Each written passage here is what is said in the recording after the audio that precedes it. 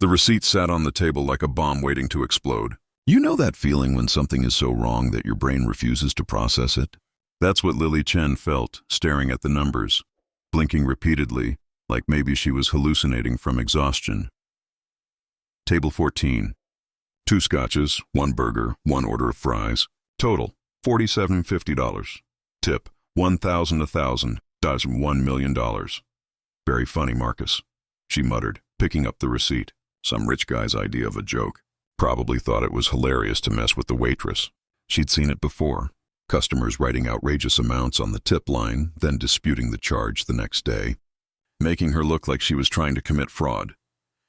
Except when Lily flipped the receipt over, she saw the signature.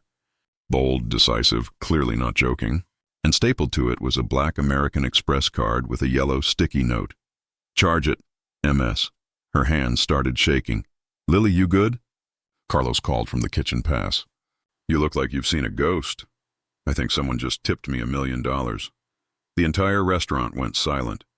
Then everyone was crowding around, staring at the receipt like it might spontaneously combust. That's not possible, Rita, the manager, breathed. That has to be a mistake. Or a prank. Lily set the receipt down carefully. I'm not running this card. When it gets declined or disputed, I'll be the one who gets fired for attempted fraud. But what if it's real? Carlos's eyes were huge. Lily, that's $1 million. You could pay off your dad's medical bills. You could go back to school. I could go to jail for credit card fraud if this is fake. Lily shook her head. I'm finding this guy and giving it back before this becomes a problem. Rita picked up the receipt, studying it. Marcus Sterling. Why does that name sound familiar? Because he's only worth like $8 billion, said Tyler, the bartender, pulling up his phone. Sterling Technologies. He's all over the business news. Just finalized his divorce from Vanessa Caldwell last month. Apparently she got half his fortune. $8 billion. Lily felt faint. She'd just served an actual billionaire, and he'd left her a tip that could change her entire life. Or ruin it, depending on whether this was real or the world's cruelest joke. He's staying at the Meridian. Tyler continued, scrolling. Penthouse suite. There's a whole article about how he's been holed up there since the divorce. Lily grabbed her jacket. I'm going. Now? Your shift isn't over for another 3 hours. Cover for me. I need to return this before he reports it stolen or something. The Meridian was exactly the kind of hotel Lily couldn't normally afford to breathe near. Doormen in uniforms that cost more than her monthly rent, marble everything, and a lobby that looked like it had been designed by someone who thought subtle was a weakness. Can I help you? The concierge's smile was professional, but his eyes said clearly she didn't belong. I need to see Marcus Sterling. Penthouse suite. Mr. Sterling isn't accepting visitors. I'm not a visitor. I'm returning something he left at my restaurant. Lily held up the credit card and receipt. It's important. The concierge's expression flickered when he saw the card. 1 moment, please. He made a quiet phone call, spoke in hushed tones, then returned with a slightly more respectful expression. Mr. Sterling will see you. 37th floor. The elevator requires a key card. He handed her a slim plastic card, and Lily tried not to show how nervous she was as she stepped into an elevator lined with mirrors that showed her exactly how out of place she looked. Hair pulled back in a messy bun, her uniform still smelling like French fries, sensible shoes that were worn at the heels. Not exactly penthouse material. The elevator opened directly into the suite, and Lily's breath caught. Floor-to-ceiling windows offered a view of the city that made her feel like she was floating. Furniture that looked like it belonged in a museum, and sitting at the window with a glass of something expensive, a man who looked nothing like she expected. Marcus Sterling was younger than the business photo suggested, maybe early 30s, with dark hair that looked like he'd been running his hands through it repeatedly. He wore jeans and a t-shirt, both probably designer but purposefully casual. And when he turned to look at her, his gray eyes were so tired that Lily felt an unexpected pang of sympathy. You must be the waitress. His voice was rough, like he hadn't spoken to anyone in days. Lily Chen. She held out his credit card. You left this at the Harbor Grill, along with a receipt that I think has a typo. Marcus took the card without looking at it. No typo. Mr. Sterling, the tip amount says $1 million. That can't be right. It's exactly right. I meant to leave you $1 million tip. He set the card on the table beside him. So why are you here returning it instead of charging it like I told you to? Lily stared at him. Because it's $1 million. People don't just leave $1 million tips. I did, whatever. Marcus turned back to the window. Considerate payment for excellent service. The burger was decent. The burger was frozen and microwaved. The service was fine, but not worth $1 million. Lily stepped closer. Mr. Sterling, I don't know what's going on in your life right now, but I can't accept this. Why not? Need more? I can make it $2 million if that helps. The casual way he threw around amounts that represented more money than Lily would see in her lifetime made her anger spike. This isn't a joke to me. I have a life, responsibilities. If I run this card and it turns out to be some kind of mistake or test or whatever rich people do for entertainment, I could lose my job. Go to jail. You can't afford to turn down $1 million either. Marcus finally looked at her fully. I looked you up after I left. Social media, public records. Your father has stage 4 cancer.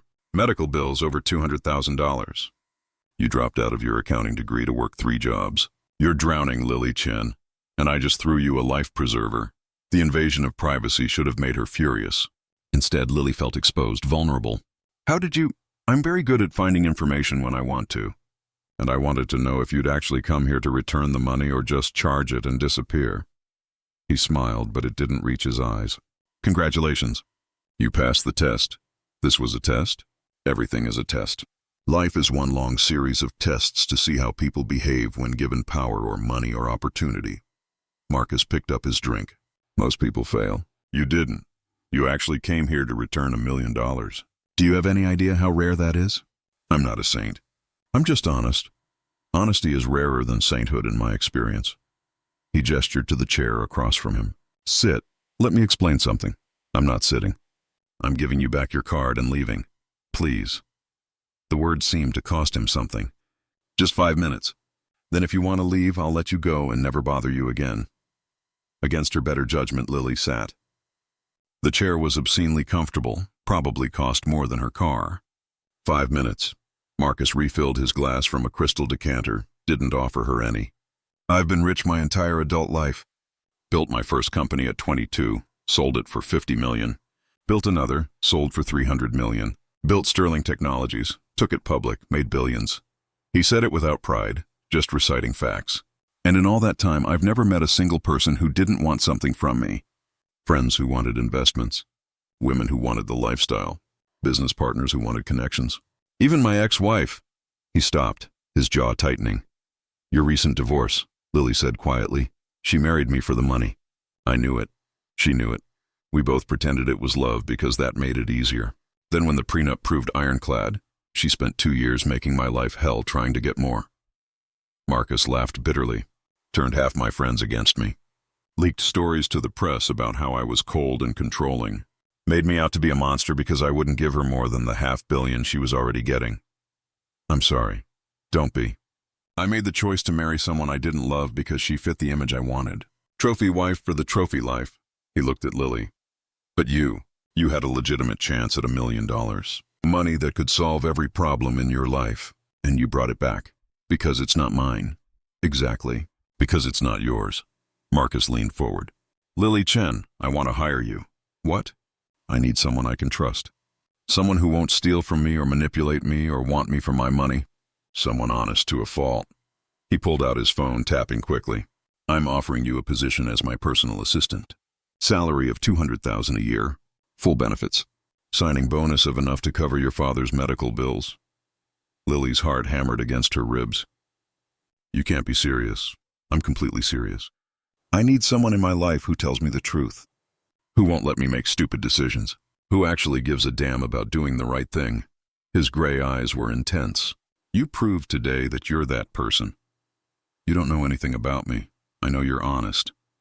I know you're hardworking. I know you understand numbers since you were studying accounting. And I know you need this job as much as I need someone like you. He stood, extending his hand. 3-month trial.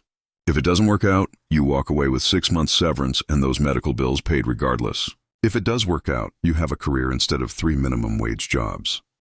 Lily stared at his hand. This was insane. You didn't just get job offers from billionaires for returning lost property. Real life didn't work this way. But looking at her uniform, thinking about the double shift she had tomorrow and the hospital bills stacking up on her kitchen table, Lily realized she couldn't afford to say no. Even if this was crazy. Even if Marcus Sterling turned out to be as cold and controlling as his ex-wife claimed. She took his hand. 3 months. But I have conditions. Marcus's smile was the first genuine expression she'd seen from him. Name them. I don't spy on people for you. I don't lie for you. And I quit if you ask me to do anything illegal or unethical. Agreed. And you pay me what I'm actually worth. Not some inflated number because you feel guilty about being rich. 200,000 is what you're worth. That's standard for executive assistants at my level. If anything, I'm underpaying you given what I'm going to demand. He pulled out a business card, writing on the back, my lawyer's information. Have them draw up a contract with your conditions. Start Monday. That's 4 days away. Use them to quit your other jobs and get your affairs in order. Monday morning, 8 a.m., Sterling Technologies headquarters. Don't be late. I hate lateness. Lily took the card, still feeling like she was in some kind of fever dream. Mr. Sterling, Marcus, if you're going to work for me, use my first name. Marcus, why me? Really? There have to be hundreds of qualified people who need this job. He looked at her for a long moment. Because when you walked in here, you weren't impressed by any of this. He gestured to the suite. The money, the view, the lifestyle. You looked at me like I was just another customer, not a bank account, not an opportunity, just a person who made a mistake with a receipt. His voice softened. Do you know how rare that is for someone like me? To be seen as just human? Lily understood then. Marcus Sterling wasn't hiring her because she was qualified. He was hiring her because she was the first person in years who'd treated him like he was more than his money. I'll be there Monday, she said quietly. I know you will. You're too responsible to stand me up. As Lily rode the elevator back down, she looked at the business card in her hand. 4 days ago, she'd been drowning in bills and exhaustion. Now she had a job that could change her entire life. She should have been excited. Instead, she felt a growing sense of unease. Marcus Sterling was broken in ways money couldn't fix. And somehow, she'd just agreed to step into the middle of his complicated, damaged life. Her phone buzzed. A text from an unknown number. Glad you took the job. You're going to regret it. V.S. Lily stared at the message. V.S. Vanessa Sterling. Marcus's ex-wife, whatever she'd just agreed to, Lily realized, was going to be far more complicated than just being someone's assistant. Bolam tutaplam kelimasayasi. Team 2000 Kelim. Monday morning arrived with the kind of nervous energy that made Lily check her outfit 6 times before leaving her apartment. Professional but not trying too hard. A navy dress that had survived from her college interviews. Paired with the one pair of heels she owned that didn't have scuff marks, Sterling Technologies occupied an entire glass tower in downtown Boston. The kind of building that made you feel insignificant just looking at it. Lily stood on the sidewalk for a full minute, gathering courage, before walking through the revolving doors. The lobby was all chrome and marble, with a reception desk that looked like it had been designed by someone who valued intimidation over functionality. The woman behind it wore a headset and an expression that suggested Lily's existence was a personal inconvenience. Can I help you? Her tone said she'd rather not. Lily Chen, I'm starting today as Mr. Sterling's personal assistant. The receptionist's perfectly sculpted eyebrows rose slightly. You're the new assistant? We heard he'd hired someone, but... She trailed off, her eyes scanning Lily's off-the-rack dress and drugstore makeup. But you expected someone more impressive? Lily finished. Trust me, I'm as surprised as you are. Which floor? 42nd. Executive level. Security will need to set up your badge and clearance. She handed Lily a temporary pass with obvious reluctance. Good luck. You'll need it. The 42nd floor was quieter than Lily expected. All glass offices and expensive furniture arranged with geometric precision. A woman in her 50s with steel gray hair and an immaculate pantsuit intercepted Lily the moment the elevator doors opened. Lily Chen? She extended a hand. Patricia Morrison. I'm Mr. Sterling's executive secretary. I handle his schedule, his correspondence, and generally keep him from destroying his own life through overwork and poor decisions. Then what am I here for? Patricia's smile was thin. That's what we're all wondering. Follow me. She led Lily through a maze of corridors to an office that was more like a luxury apartment.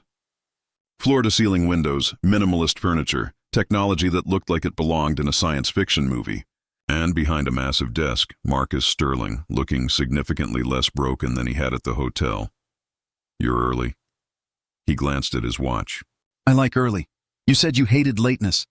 I figured early was safer. Smart. Marcus turned to Patricia. Get her set up with everything she needs. Access to my calendar, expense accounts, building security, full clearance. Patricia's expression suggested she'd rather eat glass. Mr. Sterling, with all due respect, giving someone full access after knowing them for less than a week is exactly what I'm doing. Lily returns million-dollar tips instead of stealing them. That's better character verification than any background check. He looked at Lily. You'll have an office next to mine. Patricia will show you the systems. I need you ready to travel by Wednesday. Travel? Lily blinked. Where? Tokyo, 4 days. We're finalizing an acquisition deal with Tanaka Industries. I need someone who can keep me organized and stop me from making stupid decisions when jet-lagged. I don't have a passport. Marcus pulled out his phone, typing rapidly. You do now.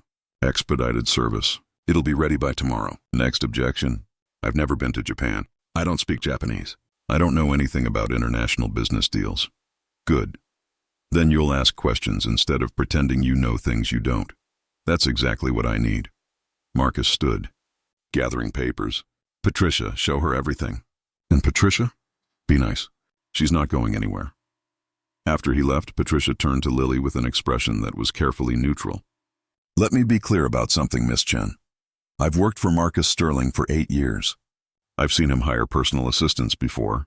They last an average of 6 weeks before they either quit or get fired, usually because they tried to sleep with him or steal from him or both. I'm not interested in either. That's what they all say. Then they realize how much money and power surrounds him and they get ideas. Patricia's voice was sharp. Marcus is brilliant but terrible at reading people when he's emotionally compromised. His divorce destroyed him more than he admits. He's vulnerable right now, which makes him dangerous to himself. If you're here to take advantage of that, I'm here because he offered me a job I desperately need and he seems to need someone who isn't trying to use him. Lily met Patricia's gaze directly. I have a father dying of cancer and $200,000 in medical debt. I can't afford to play games or risk this position. So if you're done threatening me, maybe you could actually show me how to do my job. Patricia studied her for a long moment. Then surprisingly, she smiled. You've got spine. That's good. Marcus needs people who push back. Come on, I'll show you the systems. The next 2 days were a crash course in organized chaos. Patricia was meticulous and demanding, showing Lily how Marcus liked his coffee, how he structured his meetings, which executives could be trusted and which ones were waiting for him to fail. By Tuesday evening, Lily's head was spinning with information, and her feet ached from running between offices. She was reviewing travel documents when Marcus appeared in her doorway, loosening his tie with the exhausted movement of someone who'd been in meetings all day. How's Patricia treating you? Like I'm a potential threat to national security who might possibly be competent if properly supervised. Marcus laughed, the sound surprising them both. That means she likes you. If she actually thought you were a threat, she'd have you fired within hours. Patricia's terrifyingly efficient when she wants someone gone. Good to know I've passed the first test. There will be more tests. Fair warning. He sat in the chair across from her desk, which felt strange given he was technically her boss. How's your father? The question caught Lily off guard. Stable. The hospital called today. They confirmed the payment went through for his treatment. I don't know how to thank you. Don't. That was the deal. You work for me. You don't have to worry about his medical bills. Marcus ran a hand through his hair. My mother died of cancer when I was 16. We couldn't afford the treatments she needed. By the time we could, it was too late. So when I see someone in the same situation, I fix it. Not for them. For 16-year-old me who couldn't. Lily felt her throat tighten. I'm sorry about your mother. It was a long time ago. But it's why I built the company. Why I worked so obsessively to make money. I told myself if I was rich enough, I could fix everything. Save everyone. He smiled bitterly. Turns out money doesn't fix most things. Just makes you a target for people who want to take it. Is that what happened with your wife? Marcus looked at her sharply, and Lily worried she'd overstepped. Then his expression softened. You're going to hear stories. About me, about Vanessa, about what happened. I'd rather you hear the truth from me than the tabloid version. You don't owe me explanations. No, but you deserve context if you're going to work for me. Especially since Vanessa already texted you. Lily's eyes widened. How did you... I have your phone monitored. For security purposes. I saw the message. He held up a hand before Lily could protest. I know it's invasive. I know it's probably illegal. But people try to get to me through my employees constantly. I need to know if you're being threatened or manipulated. So you just spy on everyone who works for you. Only the people I actually care about protecting. Marcus leaned forward. Lily, Vanessa is dangerous. Not physically, but she knows how to manipulate situations. How to make herself the victim and me the villain. She's already trying to get in your head, make you doubt me. I need you to ignore whatever she says. Or you could just tell me the truth and let me make my own judgment. Fair enough. Marcus took a breath. I married Vanessa 5 years ago. She was beautiful, charming, from a good family. Perfect corporate wife material. I knew she didn't love me. She knew I didn't love her. But we both wanted what the other could provide. Her, security and status. Me, someone who understood the game we were playing. That sounds lonely. It was. But it worked until she decided she deserved more. She wanted half of everything, not just half my money. Half my company, half my reputation. When the prenup held up, she went scorched earth. Leaked private information. Turned mutual friends against me. Made me out to be a monster. His jaw tightened. The worst part is some of what she said was true. I was a terrible husband. Cold, unavailable, married to my work. But I never lied about what our marriage was. She's the one who decided to rewrite history. And now she's texting me threats. She's testing you, seeing if you're loyal to me or if you can be turned. Vanessa collects information on everyone in my orbit. Uses it when it's most damaging. Marcus met Lily's eyes. I need to know you won't give her ammunition. That anything you see or hear working for me stays confidential. I already signed an NDA. NDAs only matter if people have integrity. I need to know you do. Lily thought about the $1 million tip about walking into the Meridian to return money she desperately needed. I came here to give you back $1 million, Marcus. I think my integrity is pretty well established. Right, you did. His smile was genuine this time. I keep forgetting that. Most people in my life wouldn't return a lost wallet, let alone a fortune. Most people in your life are probably already rich enough not to need it. True, which is why you're different. Marcus stood. Get some rest. Tomorrow's going to be a long travel day. And Lily, thank you. For what? For not being like everyone else. After he left, Lily sat in her new office, surrounded by luxury she'd never dreamed of having, and wondered what she'd gotten herself into. Marcus Sterling was brilliant and broken and more complicated than any job description could capture. And his ex-wife was apparently playing some kind of long game that involved threatening his employees.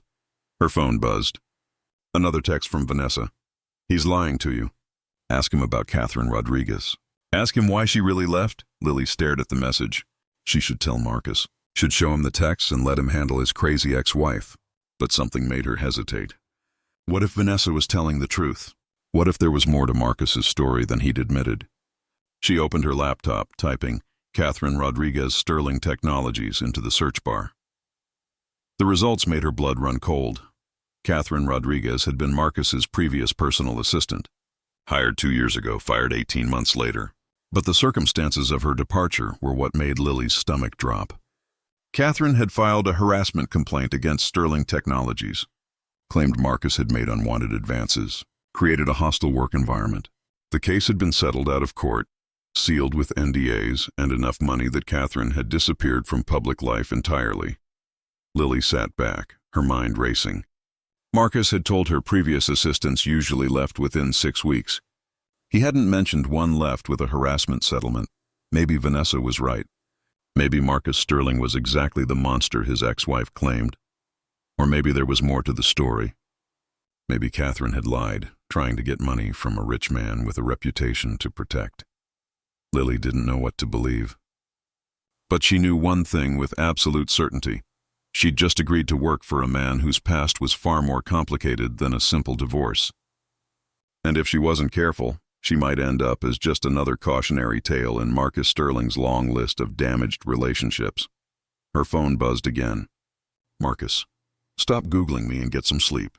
We have a plane to catch in 12 hours. Whatever Vanessa told you to search for, ask me directly. I'll tell you the truth. Lily stared at the message. He'd known she would search. Known Vanessa would feed her information. This was another test. The question was whether Lily was brave enough to ask the questions that might prove Marcus Sterling was exactly as dangerous as everyone claimed. Private jets, Lily discovered were nothing like commercial flights. No security lines, no cramped seats, no crying babies. Just luxury that made her feel like an imposter wearing borrowed clothes. Marcus was already aboard when Lily arrived at the airstrip, working on his laptop with the focused intensity of someone who'd forgotten other people existed. He looked up when she settled into the seat across from him. "You're wondering about Catherine Rodriguez?" "Not a question. A statement I was going to ask. But you hesitated because you're not sure if I'll tell you the truth or fire you for asking." Marcus closed his laptop. "That's smart. Self-preservation instinct. Most people don't have it around me, so what's the truth?" Catherine was ambitious and good at her job. She also thought sleeping with me would accelerate her career. When I made it clear that wasn't going to happen, she got creative. His voice was flat, emotionless. She filed harassment charges she knew were false, counting on me settling rather than fighting and destroying both our reputations in court. "And you settled." "My lawyers settled. Against my wishes. They calculated the PR damage of a trial versus the cost of making her go away. The math favored payment." Marcus's jaw tightened. "So Catherine got her payday, and I got another mark on my reputation as the heartless billionaire who abuses employees. How do I know you're telling the truth?" "You don't. You have to decide who to believe. The ex-wife who's currently waging a war against me, or the man who paid your father's medical bills before you'd worked a single day." He leaned forward. "Lily, I'm not going to defend myself endlessly. Either you trust me or you don't. But I need to know now before we land in Tokyo. Can you work for me without constantly wondering if I'm the villain everyone says I am?" Lily studied his face, looking for deception. She saw exhaustion, frustration, and something that looked like resignation. Like Marcus had spent so long being accused of things he didn't do that he'd stopped caring about proving his innocence. "I believe you," she said finally. "But Marcus, you have to understand. I'm walking into a situation where multiple people are telling me you're dangerous. Your ex-wife, internet rumors, sealed court cases. You can't just expect me to ignore all that because you seem honest. I don't expect anything. I'm just tired of being guilty until proven innocent in my own life." He opened his laptop again. "But you're right. I haven't given you much reason to trust me beyond money and words. So let me show you something." He turned the screen toward her. An email chain between Marcus and his lawyers, dated from Catherine's employment. Marcus had written repeatedly that he wanted to fight the charges, that settling would look like admission of guilt. His lawyers had responded with statistics about men who fought harassment charges, win rates versus reputational damage, projected costs. "I wanted to prove she was lying," Marcus said quietly. "My lawyers convinced me that truth didn't matter. Public perception did, so I let them pay her off, and now Vanessa uses it as proof I'm exactly what Catherine claimed. Why show me this? Because you asked. Because you deserve to know what you're walking into. And because if you're going to work for me, I need you to understand that my life is complicated by people who've lied about me, used me, and then painted themselves as victims when I didn't give them what they wanted." Lily scrolled through the emails, seeing Marcus's frustration on every line, the lawyer's cold calculations, Catherine's increasingly aggressive demands through her attorneys. It read like truth, but Lily had learned that skilled liars could fabricate anything. "I have one condition," she said, closing the laptop. "Name it. If I'm going to trust you, you have to trust me. No more monitoring my phone. No more testing me. No more checking if I'm going to steal from you or betray you. Either we work together as partners or this doesn't work at all." Marcus was quiet for a long moment. "I've never had a partner I could actually trust." "Then maybe it's time to try." Lily met his eyes. "I'm not Catherine. I'm not Vanessa. I'm not going to sleep with you, steal from you, or use you. I'm going to do my job, be honest, and expect the same from you. Can you handle that?" "I don't know. But I want to try." "Good enough." Lily pulled out the itinerary. "Now tell me about this Tokyo deal before I embarrass us both by not knowing what we're doing there." The next 4 days in Tokyo were a masterclass in controlled chaos. Marcus worked 18-hour days, negotiating with Tanaka Industries executives who saw Lily's presence as either adorable or insulting depending on their mood. She took notes, managed schedules, and slowly realized that Marcus wasn't exaggerating about needing someone to stop him from making stupid decisions. "That contract clause is terrible," Lily said during a break in negotiations. "They're basically asking for access to your entire tech portfolio in exchange for market access. That's not a partnership, that's theft. Marcus looked at the document, then at her. You can read Japanese. I can read numbers and percentages, and those numbers say you're giving them everything for pennies. You don't need a translator to see bad math. My lawyers approved this. Then your lawyers are either incompetent or on Tanaka's payroll. Lily pointed to the clause. Look at the revenue split. You take all the risk, they take most of the profit. And this clause here? It gives them rights to any future tech you develop. That's insane. Marcus studied the contract with new eyes, seeing what Lily had spotted immediately. Why didn't anyone else catch this? Because everyone else probably assumes you're too smart to miss it, so they didn't look closely. Or they're afraid to question you. Lily crossed her arms. I'm not afraid to question you. That's why you hired me. Right. Marcus pulled out his phone. Get my legal team on the line and cancel tomorrow's signing. We're renegotiating from scratch. The Tanaka executives were furious when Marcus withdrew. There were tense meetings, angry calls, threats to walk away entirely. But Marcus held firm, restructuring the deal with Lily's observations in mind. By the final day, they'd negotiated terms that actually protected Sterling Technologies while giving Tanaka the market access they needed. You just saved the company about $300 million, Marcus told Lily as they headed to the airport, and probably prevented a corporate espionage disaster. I just read the contract like you should have. I've been doing deals for 15 years. I've never had someone catch something my entire legal team missed. He looked at her with something like wonder. Patricia was right. You're different. I'm just not intimidated by you. Exactly. Everyone else is too busy trying to impress me or too afraid to contradict me. You just tell me when I'm being an idiot. Someone has to. Your ego is big enough without people constantly agreeing with everything you say. Marcus laughed, genuine and surprised. Has anyone ever told you that you're kind of mean? Has anyone ever told you that you surround yourself with yes men because actual feedback hurts your feelings? Ouch, but fair. He pulled out his phone as they boarded the plane. I'm giving you a bonus for the Tokyo deal. $25,000. Marcus, that's too much. That's a fraction of what you saved the company. Take it. Buy your father something nice. Take a vacation. Do whatever people who aren't workaholics do with money. Lily wanted to argue, but looking at Marcus's expression, she realized he needed this, needed to give her something to prove her value, to prove that trusting her had been the right choice. Thank you, she said simply. Thank you for not letting me make a $300 million mistake. They were halfway across the Pacific when Marcus asked the question Lily had been dreading. Why accounting? What? You were studying accounting. Why? Most people find it boring. Lily stared out the window at the clouds below. My dad was a small business owner, ran a restaurant for 30 years. He was brilliant at cooking, terrible at managing money. By the time I was old enough to help, he was already drowning in debt. I thought if I understood numbers, I could save the business. Save him. But you didn't. By the time I had the skills, it was too late. The restaurant closed. Dad's stress triggered the cancer, and I was left with a partially finished degree and no way to pay for the rest while covering his medical bills. Her voice was steady, but the pain was evident. So I became a waitress. Full circle, I guess. That's why you understood the Tokyo contract. You think like a business owner, not an employee. I think like someone who's seen what happens when people don't read the fine print. When they trust the wrong people. When they sign things they don't understand because someone important told them it was fine. Marcus was quiet for a moment. I'm sorry about your father's restaurant. Don't be. He loved every minute of it, even when it was failing, even when the stress was killing him.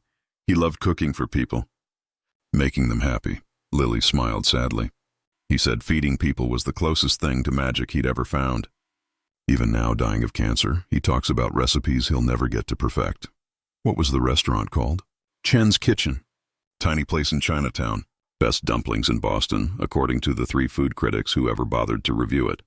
Marcus pulled out his phone, typing rapidly. The building's still there. Different restaurant now. Chen's Kitchen closed 4 years ago. Building sold to pay debts. I know. I was there when they locked the doors. What if it wasn't closed? Marcus looked up. What if someone bought the building and reopened Chen's Kitchen? Lily stared at him. Marcus, no. Whatever you're thinking, I'm thinking that you saved my company $300 million. I'm thinking that your father's dream shouldn't die because he was bad at math. I'm thinking that maybe I could do something actually meaningful with money instead of just accumulating more of it. You can't just buy my father a restaurant. Why not? I bought you a job. This is just a bigger job with better food. Marcus, this isn't how normal people handle things. I'm not normal people. I'm obscenely wealthy and looking for ways to spend money that actually matter. His expression turned serious. Lily, your father is dying. You said it yourself. Wouldn't you rather he spend his remaining time cooking than withering away in a hospital? The truth of it hit Lily like a physical blow. Her father was dying. The treatments were buying time, not curing him. And Marcus was offering him a chance to die doing what he loved. He's too weak to run a full restaurant, she said, her voice cracking. Then we hire staff. He supervises, teaches them his recipes, creates a legacy instead of just fading away. Marcus reached across, taking her hand. Let me do this, Lily. Not because I want to impress you or manipulate you, because I understand what it's like to watch a parent die knowing you could have done something but didn't have the means. Tears streamed down Lily's face. Why do you care so much about people you barely know? Because everyone else in my life only cares about what I can do for them. You're the first person in years who wanted to give something back instead of just taking. It's refreshing, terrifying, and it makes me want to be the person you seem to think I am. Who do I think you are? Someone worth trusting. Someone who might actually be good underneath all the money and cynicism. His smile was sad. I want to be that person, Lily. Help me be that person. Lily squeezed his hand, realizing with sudden clarity that this wasn't about her father's restaurant. This was about Marcus trying to prove to himself that he was more than his bank account, more than his failed marriage, more than the cold billionaire everyone believed him to be. Okay, she whispered. But we do this right. Proper business plan, sustainable model. Not just you throwing money at a problem. Deal. You write the plan, I'll fund it. Partners. Partners. As the plane carried them back to Boston, Lily realized she'd crossed a line she'd sworn she wouldn't cross. She was starting to care about Marcus Sterling, not as a boss, but as a person. And that was the most dangerous thing she could do.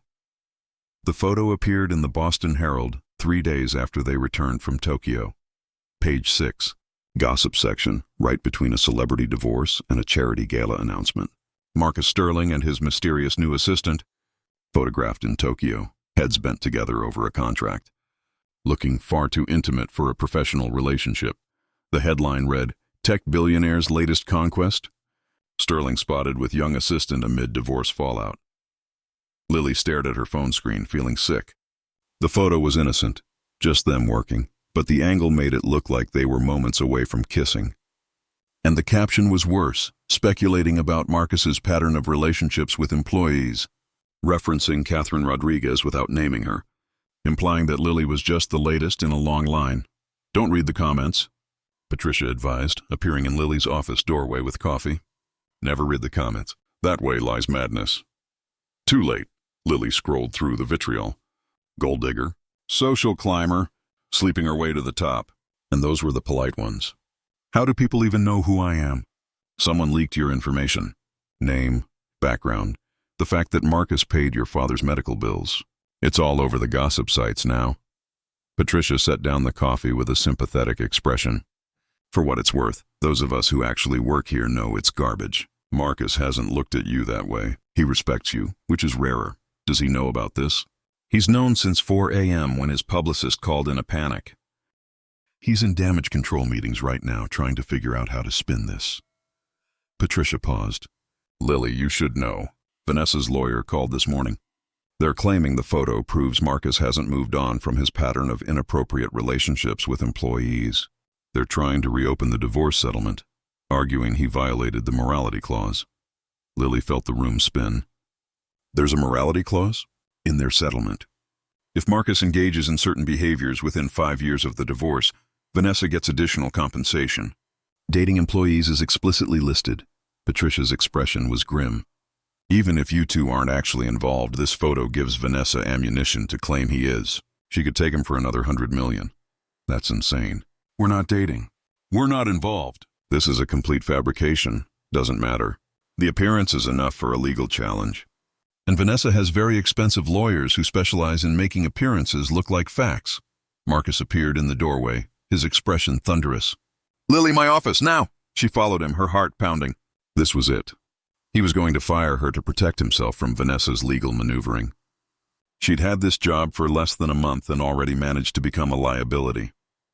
Marcus closed the office door, paced to the window, then turned to face her. "I'm sorry. That wasn't what Lily expected." "You're sorry?" "This is my fault." I should have anticipated Vanessa would pull something like this. She has someone following me, obviously. Probably has had them following me since the divorce. He ran a hand through his hair. I should have been more careful about how things looked. Should have kept more distance. Should have protected you from becoming collateral damage in her war against me. Marcus, you didn't do anything wrong. We were working. That's what you hired me for. And now you're being dragged through the mud because I forgot how vindictive my ex-wife can be. His voice was rough with frustration. Lily, I need to offer you an out. If you want to quit, I'll give you a year's severance, pay your father's bills as promised, and make sure this doesn't hurt your reputation. I'll put out a statement saying you were a consultant, not an assistant. Distance you from the scandal. You want me to quit. I want you to have the choice.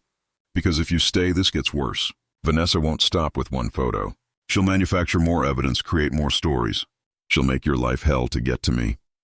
Lily thought about the comments, the accusations, the way strangers now felt entitled to opinions about her character. Then she thought about Marcus trusting her with the Tokyo deal, about her father's restaurant being renovated while they spoke, about having a job that actually meant something instead of just surviving. I'm not quitting. Marcus stared at her. Lily, you don't understand what you're signing up for. Vanessa is relentless. She will dig into every aspect of your life, find every mistake you've ever made, and use it against you. Against us. Let her. I have nothing to hide. I'm not sleeping with you. I'm not using you. I'm doing my job and doing it well. Lily crossed her arms. If Vanessa wants to waste her money trying to prove otherwise, that's her choice. But I'm not letting some bitter ex-wife chase me away from the best opportunity I've ever had. You're insane. Probably. But I'm also right. Running away makes us look guilty. Staying and doing our jobs makes her look crazy. Lily pulled out her phone, showing Marcus the comments. Look at this. Half of these people are actually defending you, saying the photo is clearly just work, that Vanessa is grasping at straws. Your publicist should be amplifying those voices, not trying to hide from the story. Marcus took her phone, scrolling through the comments. You've been reading the comments? Patricia told me not to. I ignored her. Smart woman, Patricia. But Marcus was smiling slightly. You think we should go on the offensive? I think we should tell the truth. You hired a competent assistant. We went to Tokyo for business. We're not involved romantically. End of story. Lily took back her phone. And we have proof. The contract negotiations, the schedule, Patricia's documentation of everything I do. We have evidence this is a professional relationship. Vanessa just has one badly angled photo. She'll find more. Manufacture them if necessary. Then we make sure everything we do is documented and above board. Meetings with other people present. No more private dinners. No more situations that can be misconstrued. Lily met his eyes. I'm willing to do whatever it takes to protect both our reputations. The question is, are you willing to trust that I'm here for the right reasons? Marcus studied her for a long moment. You're remarkable. You know that? You've mentioned it. Usually right before asking me to do something crazy. Well, here's the next crazy thing. I want you to meet with Vanessa. Lily's stomach dropped. What? She wants to intimidate you, right? Make you quit or turn against me. So let's take away her power. You meet with her face to face. Show her that you're not afraid and not going anywhere. Marcus pulled out his phone. I'll set it up. Neutral location. My lawyer present to protect you. Marcus, this is a terrible idea. Probably. But it's also the only way to prove you're not hiding from her accusations. You face her. Tell her the truth. Establish that we're business associates and nothing more. Take away her ability to paint you as the villain. And if she tries to bribe me, threaten me, then we have proof she's the one behaving inappropriately, not us. Marcus's expression was intense. Lily, I need you to trust me on this. Vanessa is a bully. She only wins when people are too afraid to stand up to her. You're not afraid. Use that. Against every instinct screaming at her to refuse, Lily found herself nodding. Fine. But your lawyer better be very good and very present. Thomas Chen is the best lawyer money can buy. And yes, I specifically chose someone with your last name. Vanessa will hate that. The meeting was set for Friday afternoon at a downtown restaurant so expensive that Lily's old waitress instincts immediately calculated she couldn't afford anything on the menu. Vanessa Sterling arrived precisely on time, dressed in couture that probably cost more than a car, with the kind of confidence that came from never being told no. She was beautiful. That was Lily's first thought. Stunning in that way that came from excellent genetics and expensive maintenance. But her eyes were cold, calculating, already cataloging Lily's off-the-rack dress and drugstore shoes. Miss Chen. Vanessa's smile was sharp. How lovely to finally meet Marcus's latest project. Mrs. Sterling. Lily kept her voice neutral. Thomas Chen, Marcus's lawyer, sat beside her, his presence a silent reminder that this conversation was being documented. Thank you for agreeing to meet. Oh, I wouldn't have missed this for the world. I love meeting the women Marcus uses and discards. Vanessa settled into her chair with practiced grace. Tell me, what made you think you'd be any different? I'm his assistant, not his girlfriend. That's what Catherine Rodriguez said. Right up until Marcus fired her and paid her off to keep quiet about what he'd done. Marcus didn't do anything to Catherine. She lied for money, and you know it. Vanessa's eyes flashed with something like respect. You've done your homework. Good. That'll make this easier. She leaned forward. Here's what I know, Miss Chen. You're drowning in debt. Your father is dying. Marcus swooped in with money and promises and made you feel special. Now you think you're different. That he actually cares about you beyond what you can provide. Am I wrong? Completely. Then let me tell you what happens next. Marcus gets bored. You get replaced. And when you complain or make noise about it, his lawyers pay you off and make you sign documents that ensure you never work in this industry again. Vanessa's smile turned venomous. I'm offering you a better deal. Walk away now. I'll give you $50,000, cover your father's medical bills for the rest of his life, and you never have to see Marcus Sterling again. Lily stared at her. You're trying to bribe me to quit. I'm trying to save you from making my mistake. I wasted 5 years on Marcus. Don't waste any more of your life. Mrs. Sterling, I appreciate your concern, but I'm not interested in your money or your advice. Lily kept her voice steady. I work for Marcus because he respects my abilities and pays me fairly. There's no romantic relationship. No inappropriate behavior. Just a professional arrangement between employer and employee. You're lying, or he's lying to you. Either way, you'll figure it out eventually. Vanessa stood, her expression hardening. I tried to be nice. Remember that when this all falls apart and you're left with nothing but a settlement check and an NDA. After she left, Thomas leaned back with a low whistle. Well, that was something. Did we get what we needed? Better. We got her offering you a bribe to leave Marcus's employment, which is textbook witness tampering in the context of her legal claims. Her lawyers are going to be furious. Thomas grinned. Miss Chen, you just handed us ammunition to shut down Vanessa's entire case. Lily felt shaky with adrenaline. She really hates him. She hates that he doesn't care anymore. Vanessa's weapon is emotional manipulation. Marcus has learned to be immune. It drives her crazy. Thomas packed up his recorder. For what it's worth, I've known Marcus for 10 years. Represented him through divorces, acquisitions, multiple lawsuits. This is the first time I've seen him genuinely care about protecting someone who works for him. Usually he lets me handle things and doesn't get involved. With you, he's been on the phone daily, making sure you're protected. He feels guilty that I got dragged into his mess. Maybe. Or maybe you matter more than you realize. Thomas handed her his card. My personal cell is on the back. If Vanessa or anyone else bothers you, call me immediately, day or night. Later that evening, Lily found Marcus still in his office, staring at his computer screen without really seeing it. Vanessa tried to bribe me. She said from the doorway. Marcus's head snapped up. What? $50,000 to quit? Plus my father's medical bills. Lily came in, closing the door behind her. Thomas recorded everything. He says it helps your case. That's stupid. Marcus cut himself off. Are you okay? I'm fine. Mostly just annoyed that she thinks I'm that easy to buy off. Lily sat across from him. Marcus, why do you care so much about what happens to me? He was quiet for a moment. Because when you walked into that hotel room to return $1 million, you reminded me that good people still exist. That not everyone is motivated by greed or manipulation. I'd forgotten that. His voice was soft. You're the first genuinely decent person I've met in years, Lily.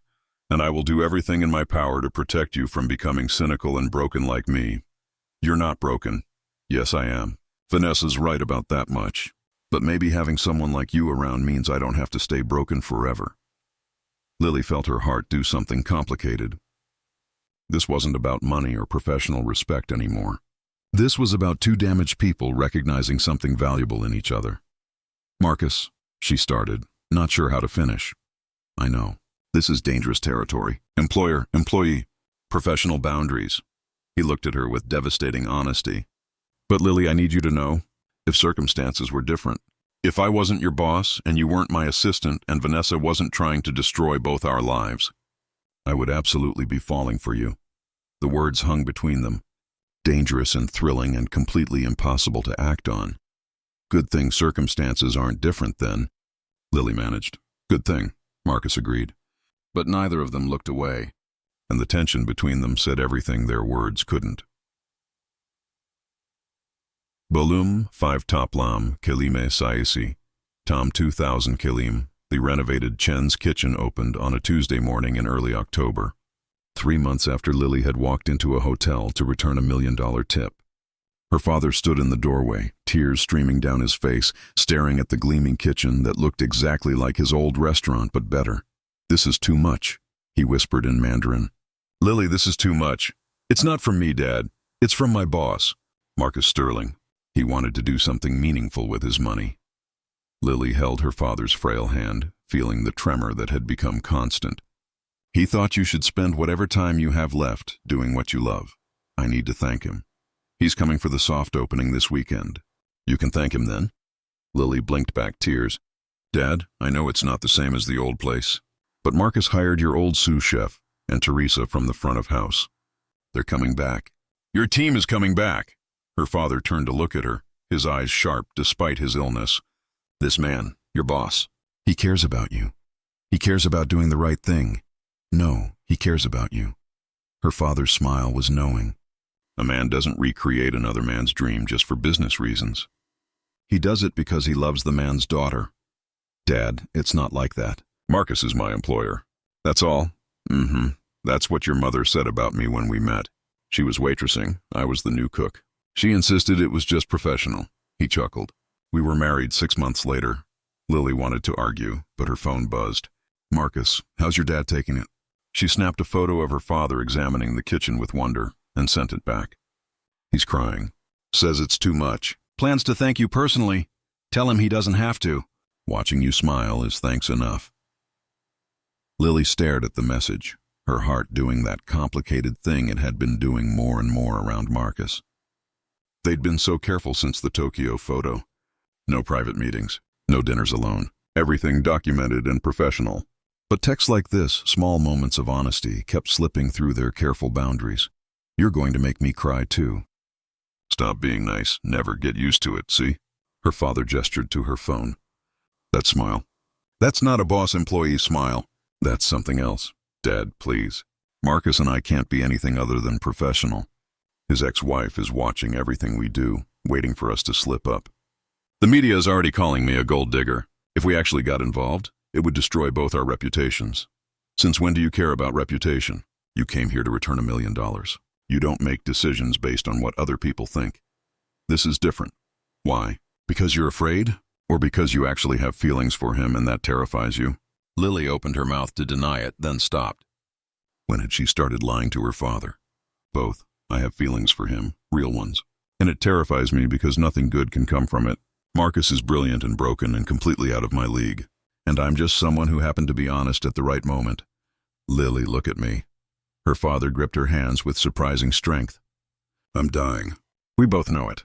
The treatments are buying time, but not much. And before I go, I need to know you'll let yourself be happy.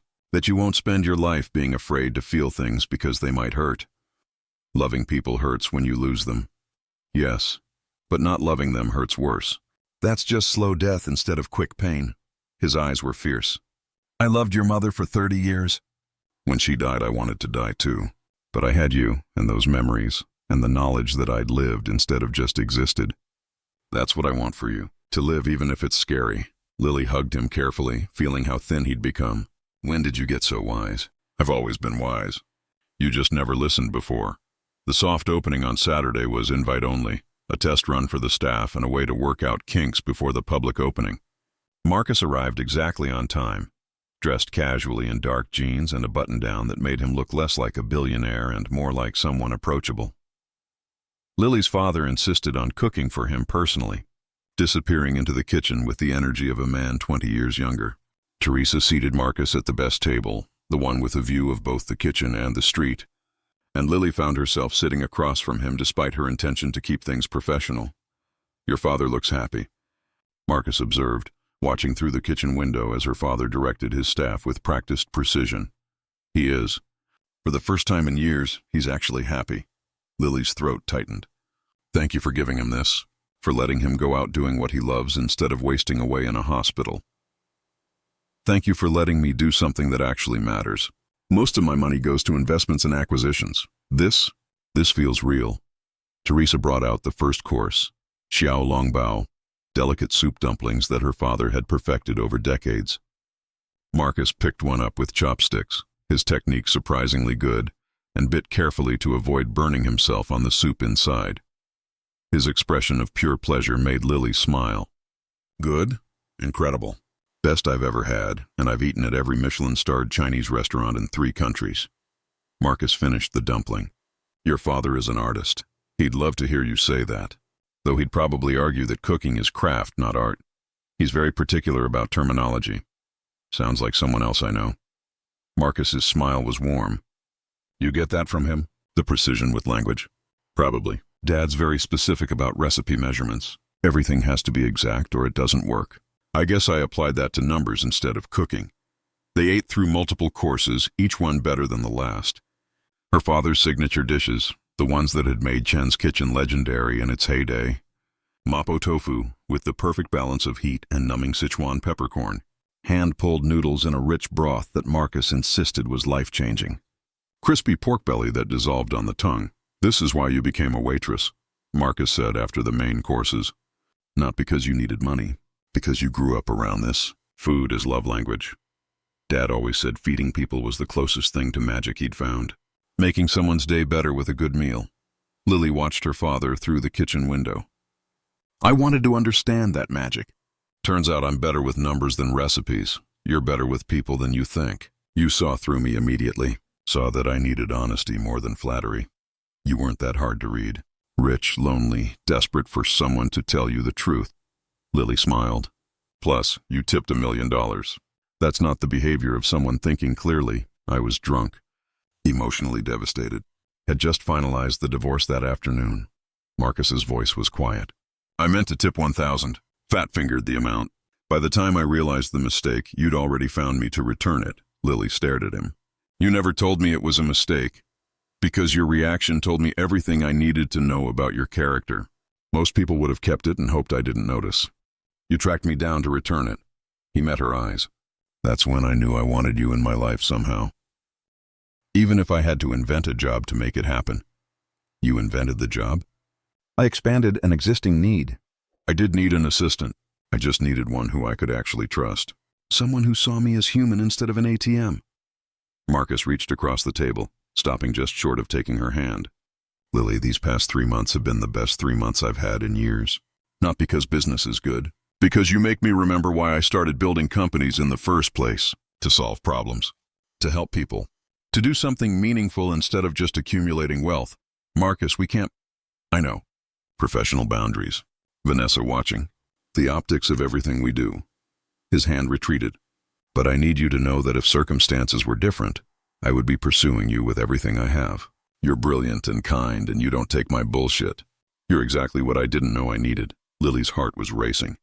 What if circumstances could be different? "How? I'm your boss. You need this job. Getting involved would complicate everything and give Vanessa ammunition to destroy both our reputations." Marcus's voice was frustrated. "Trust me, I've thought about every angle. There's no scenario where this works without hurting you. What if I quit?" Marcus stared at her. "What?" "What if I quit being your assistant? Find another job. Then we're not employer and employee. Just 2 people who met under unusual circumstances." "Lily, you can't quit. You're the best assistant I've ever had. You saved the Tokyo deal. You've reorganized my entire life. The company needs you. The company needs someone competent. I'm sure Patricia could find you another qualified assistant." Lily leaned forward. "But Marcus, I can't keep doing this. Working for you, being near you, pretending I don't have feelings that are completely inappropriate for an employee to have. It's killing me. You have feelings for me?" His voice was rough. Of course I have feelings for you, you idiot. You paid my father's medical bills. You rebuilt his restaurant. You treat me like an equal instead of staff. You make me laugh and challenge my thinking and look at me like I'm the most important person in the room. How could I not have feelings for you? Marcus was around the table before Lily could process his movement, kneeling beside her chair. If you quit, you lose your salary, your health insurance, the stability you need.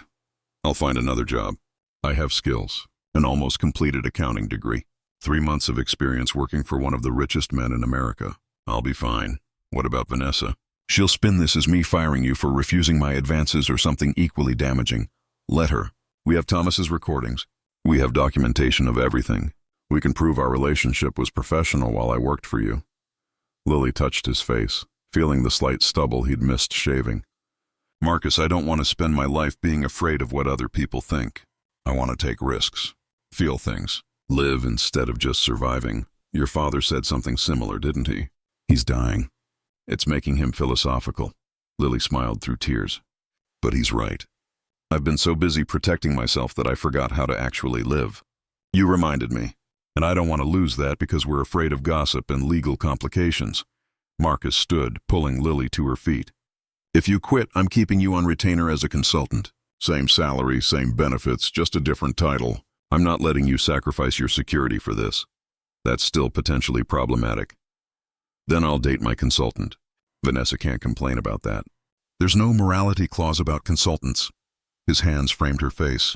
Lily Chen, I'm going to ask you something I haven't asked anyone in years. Will you have dinner with me? As a date, not as my employee. Just two people who find each other fascinating and want to see where this goes. I'm still technically your employee right now. Then consider this your 2 weeks' notice. Effective immediately, Marcus smiled. I'll have Patricia draw up a consulting contract on Monday. For now, just say yes. Lily knew this was crazy. Knew they should wait, be cautious, protect themselves from the inevitable scrutiny. But looking at Marcus, seeing the hope and fear in his eyes, she remembered her father's words about living instead of just existing. Yes, she whispered. Dinner sounds perfect. Marcus kissed her then, soft and careful, like she was something precious. The restaurant faded away, the careful boundaries they'd maintained dissolving in the face of something real and terrifying and absolutely worth the risk. From the kitchen, Lily's father watched through the window and smiled. He'd been right. This man loved his daughter, and for whatever time he had left, he'd get to see Lily happy. That was worth more than any restaurant. More than any amount of money. More than anything Marcus Sterling's billions could buy. Some things Lily's father had learned were truly priceless. And watching your daughter fall in love with someone who deserved her was one of them. The media explosion was worse than either of them anticipated. When Lily officially resigned and Marcus announced her new role as independent business consultant, every gossip site and financial news outlet ran versions of the same story. Billionaire's assistant becomes girlfriend. Gets lucrative consulting deal. Vanessa's lawyers filed motions within hours. The morality clause violation, abuse of power, financial impropriety. They threw every accusation they could at Marcus, painting Lily as a gold digger who'd seduced her way into a fortune. This is bad, Thomas said during an emergency meeting in Marcus's office. Lily sat beside him, holding his hand under the table where the lawyers couldn't see. Vanessa's arguing that the consulting contract is just a way to funnel money to your girlfriend, that you created the position specifically to circumvent the morality clause. The consulting contract is legitimate, Marcus said firmly. Lily has skills I need. She's already saved the company millions with the Tokyo deal. I know that. You know that. But proving it in court when the optics are this bad? Thomas grimaced. Vanessa's team is good. They'll make this look exactly like what she's claiming. Then we prove the relationship is real, Lily said. Not some transaction. Real feelings that happened to develop while I worked for Marcus. How? Thomas asked. The timeline is damning. You started working for him. He paid your father's medical bills, bought your father a restaurant, and now you're dating. From the outside, it looks exactly like financial coercion. From the outside, maybe. But we have the truth. Lily pulled out her phone. Marcus and I have been texting for months. Professional at first, then increasingly personal. We have the progression documented. The Tokyo trip where I saved the deal. The Vanessa meeting where she tried to bribe me. Everything that shows this was a genuine relationship developing naturally. Text messages can be faked, not with metadata and carrier records. Lily looked at Thomas directly. I was studying accounting before this. I understand documentation and evidence trails. Marcus and I have been careful to document everything because we knew Vanessa would attack. So let her. We have proof that our relationship is legitimate. Thomas studied her with new respect. You've been planning this. I've been protecting us both. Because I knew the moment we crossed from professional to personal, Vanessa would pounce. Lily squeezed Marcus's hand. Let her take this to court. Let her present her evidence. Then we'll present ours and show a judge that this is a real relationship between two adults, not some sordid financial arrangement. You're willing to have your entire relationship dissected in public court? Thomas's voice was skeptical. I returned $1 million tip to a stranger because it was the right thing to do. You think I'm afraid of some publicity? Lily's voice was steady. Vanessa's betting I'll crumble under scrutiny. She's wrong. Marcus looked at her with something like awe. You're terrifying when you're determined. I learned from the best. She smiled at him. You taught me that doing the right thing is worth fighting for, even when it's hard. This is me fighting. The case went to court 6 weeks later. Vanessa's lawyers presented their evidence with theatrical flair. The timeline of events, the consulting contract that appeared immediately after Lily's resignation, the restaurant Marcus had purchased, photos of them together looking intimate. They painted a picture of a vulnerable young woman being manipulated by a powerful older man with a history of inappropriate relationships. Then Thomas presented their defense. Text, messages showing the gradual development of their relationship. The Tokyo contract that proved Lily's value as a consultant. Recordings of Vanessa attempting to bribe Lily. Character witnesses, including Patricia, who testified that Marcus had never looked at an employee the way he looked at Lily, that this was different from every previous relationship. And then Lily took the stand. Miss Chen, Vanessa's lawyer began with practiced condescension. You were drowning in debt when you met Mr. Sterling, correct? Yes. Your father was dying of cancer. You'd dropped out of college. You were working 3 minimum wage jobs just to survive. That's accurate. And then Marcus Sterling walked into your life and offered you a fortune. Medical bills paid, a high salary job, eventually a restaurant for your father. That must have been overwhelming. It was generous, Lily agreed. So generous that you felt obligated to him, felt you owed him something beyond professional service. The lawyer leaned in. Miss Chen, isn't it true that you began a romantic relationship with Mr. Sterling because you felt indebted to him? No, Lily's voice was clear. I began a relationship with Marcus because he's brilliant and kind and treats me like an equal. The money had nothing to do with it. Really? You expect this court to believe that a 25-year-old waitress fell in love with an $8 billion fortune completely independently of that fortune? I fell in love with the man who was drunk and devastated after his divorce, who accidentally tipped me $1 million and then turned it into a test of my character. I fell in love with someone who listened when I caught his lawyers making a $300 million mistake. I fell in love with the person who understood that my father needed purpose more than pity. Lily looked directly at Vanessa across the courtroom. I fell in love with Marcus Sterling in spite of his money, not because of it. And nothing you say will make that untrue. The courtroom was silent. Vanessa's lawyer tried to recover, asking more questions about the timeline, the consulting contract, the appearance of impropriety. But Lily answered each one with calm precision, never wavering, never letting them rattle her. Finally, it was Marcus's turn to testify. Mr. Sterling, Vanessa's lawyer began, you have a history of relationships with employees. Catherine Rodriguez, your previous assistant, filed harassment charges. Now, Miss Chen, do you see a pattern? I see a pattern of my ex-wife weaponizing every relationship I have to try to extract more money. Marcus's voice was cold. Catherine Rodriguez lied for a settlement. The charges were baseless, and Lily Chen is nothing like Catherine. How is she different? Because Lily gave back $1 million when she desperately needed it. Because she quit working for me specifically to avoid any appearance of impropriety. Because she's been willing to endure public scrutiny and character assassination just to be with me. Marcus looked at Lily. Catherine wanted my money. Lily wants me. There's a profound difference. Very touching. But the facts remain. You paid Miss Chen's father's medical bills. You bought him a restaurant. You created a lucrative consulting position for her immediately after she resigned. How is that different from financial coercion? Because I offered her a way out. Multiple times. I told her she could walk away with severance and references. She chose to stay. She chose this, knowing exactly what it would cost her. Marcus's voice was firm. Vanessa, you want to paint me as a predator who abuses his power. But the truth is, I fell in love with someone who saw me as human instead of a bank account. And yes, I used my money to help her because that's what you do for people you love. You help them, not to control them, not to manipulate them, but because their happiness matters more than any dollar amount. The judge called for a recess. Lily and Marcus sat in a conference room waiting for the verdict on Vanessa's motions. That was quite a speech, Lily said softly. I meant every word. Marcus took her hand. Lily, regardless of what the judge decides, I need you to know something. Meeting you changed my life.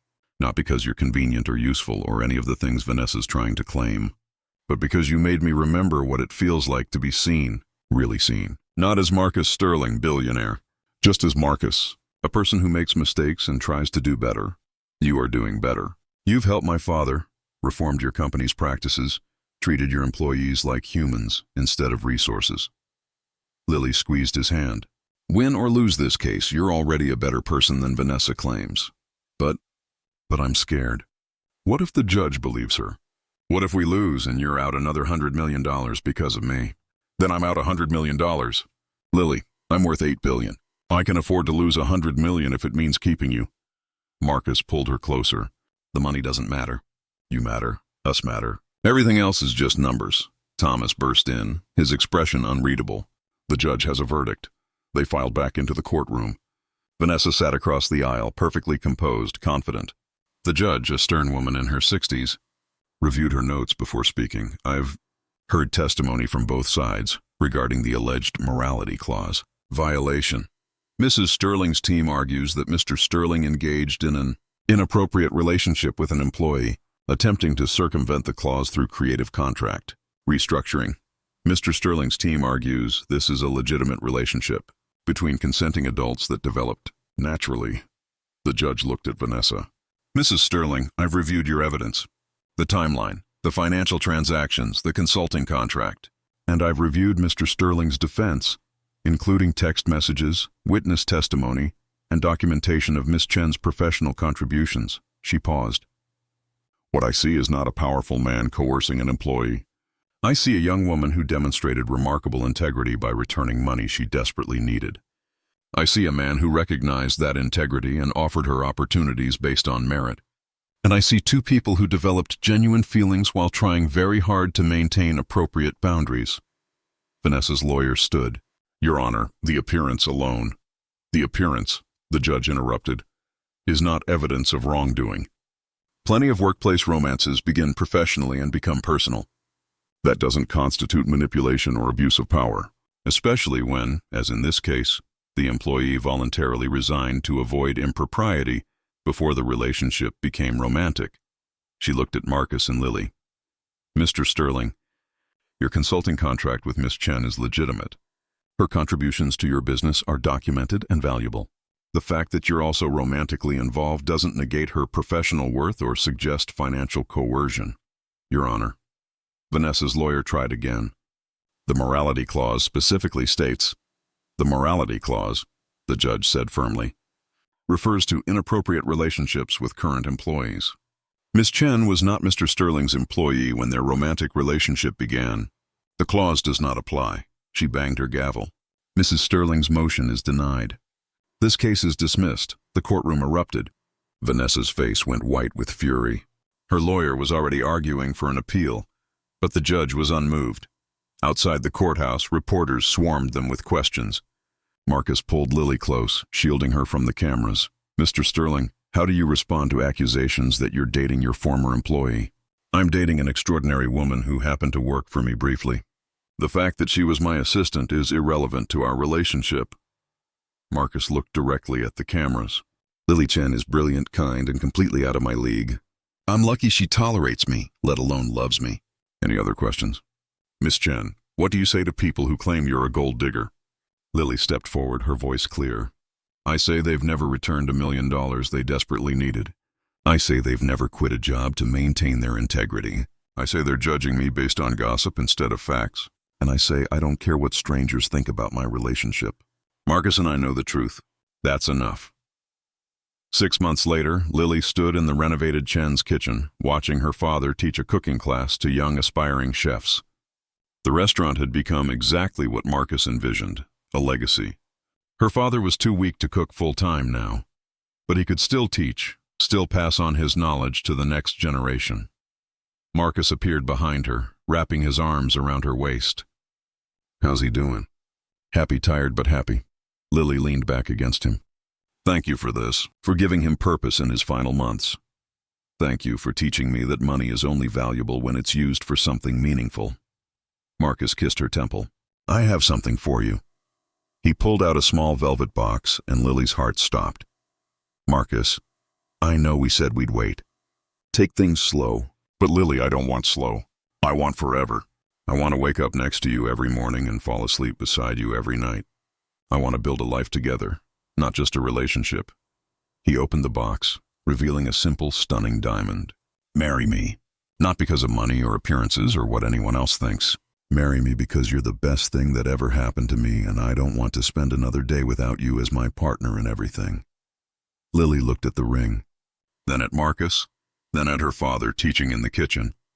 She thought about the $1 million tip that started everything, about learning to trust again, about choosing to live instead of just survive. Yes, she whispered. Absolutely yes. As Marcus slipped the ring onto her finger, her father looked up from his cooking class and smiled. He'd been right all along. Sometimes the best things in life came from taking risks, from being brave enough to feel things even when they scared you. And sometimes a simple act of honesty could change everything. All it took was one person willing to return what wasn't theirs, and another person willing to recognize that integrity was worth more than any fortune. Marcus Sterling had billions.